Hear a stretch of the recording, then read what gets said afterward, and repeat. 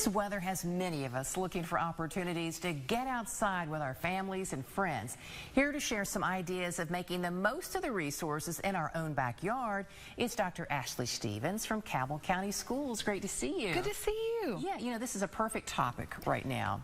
So do you have a list of some of your favorite outdoor spots? So when we're thinking about being outside, I want us to start with parks. Okay. All of them, any of them. And we are so fortunate within very quick driving distance from here, we can hit national parks, which is new and kind of awesome.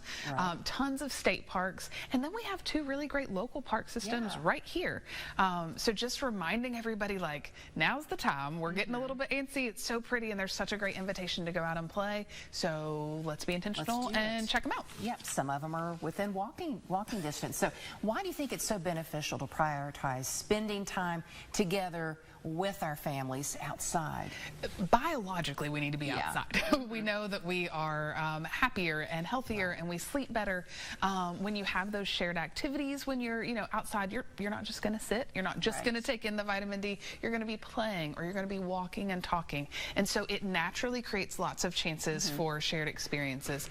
And you're getting to observe and kind of model that observation and awe and appreciation of what we have for your kids. They may not know to stop and look around and think about how beautiful a place is if they've never seen you do it. Right, exactly there. And wow, some of the places, including a national park in our state. And how cool is that? I know we're a little bit late to celebrate, but it still feels so wild that we have one right here in West Virginia at New River Gorge. Yes, that's one. I mean, a short little road trip you could get there. What are some other places that you think we should add to our bucket list? So if we're thinking national parks, if we're starting kind of big in our pyramid, I would consider Mammoth Cave.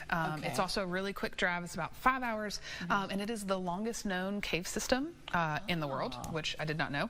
We had a chance to visit it with my family last year, and it was so much fun. And the National Park System service has an app as well, so they have a great website. But there's also an app, so once you're there, you can kind of check out things to maybe don't miss this or lesser known, cool spots you're going to want to check out at each park. That's really neat. And so we're looking at some of their sites right there to kind of guide you around how to make the most of your trip. What about something more local? Maybe you don't have the time or the means to travel to one of the national parks. We have a lot of great state parks. One as close as Beach Fork, and there's so much stuff to do. I know we think about the lake, but there's programming, there's camping, there's hiking, there's so many things. Even if you don't want to get in the water, though, I can't imagine why a person would not. And then we have, Canaan Valley. We have so many really cool options. And within our kind of West Virginia tourism world, we also have the Waterfall Trail. Are you familiar with this? I've heard about it, but I have not gone to any of them. It's so cool. So they have a website, but they also have an app. And the app is cool because when you go visit a waterfall, there will be a little QR code. You can scan it and kind of log it, almost like a passport stamp, like I've been here. And you can earn like some kind of cool swag. Like if you've completed the Waterfall Trail or seen so many, you can get t-shirts or mugs or just something to kind of commemorate your adventures.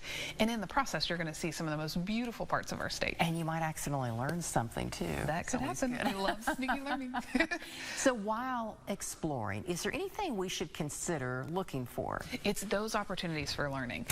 If you recognize plants or animals, or if you don't and you ask or read the placards or get a guidebook, having that conversation with your kids that it's not just, oh wow, we walked to a waterfall, the waterfall had pretty water and then we walked out, but all the things that you're seeing and experiencing, how they're different than other places.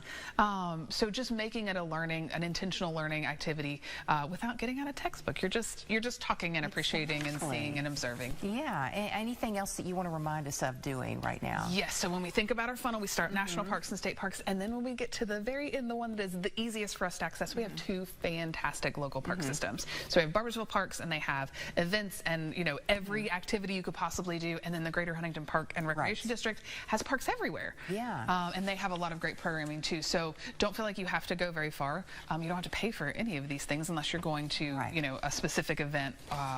But there's just a lot of fun to be had. A lot of free things. Yes, free things and chances to kind of learn and play with your kids. And you're going to be laughing, making some memories, and That's really what it all boils down to. It makes it really fun, too. We're about to have a lot of time to fill, and if we can do it in positive ways that are free, all the better. That's so true. Dr. Stevens, thanks so much for stopping by and giving us some ideas of where to go outside. Absolutely. Thank you.